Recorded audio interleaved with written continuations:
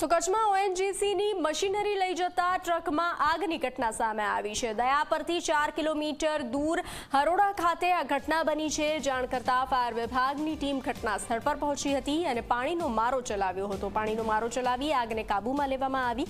આગના લીધે ટ્રકને મોટા પાયે નુકસાન પહોંચ્યું છે। તો ટ્રકમાં આગની ઘટના સામે આવી છે। કચ્છમાં ઓએનજીસીની મશીનરી લઈ જતા ટ્રકમાં આગ લાગી હતી।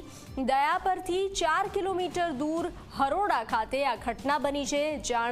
ફાયર બ્રિગેડને જાણ કરવામાં આવી હતી। ફાયર વિભાગની ટીમ ઘટના સ્થળ પર પહોંચી હતી અને પાણીનો મારો ચલાવ્યો હતો। પાણીનો મારો ચલાવી આગને કાબૂમાં લેવામાં આવી।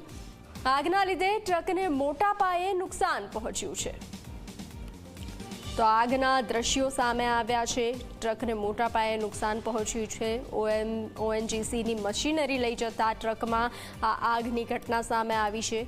દ્રશ્યો સામે આવ્યા છે। તો ફાયર વિભાગને જાણ કરતા ફાયર વિભાગ તાત્કાલિક ઘટના સ્થળ પર પહોંચ્યું હતું। પાણીનો મારો ચલાવી અને આગ પર કાબૂ મેળવવાનો પ્રયાસ હાથ ધરવામાં આવ્યો હતો। તો લોકો એકઠા થયા હતા। રસ્તા પર આ ઘટના સામે આવી છે આગની।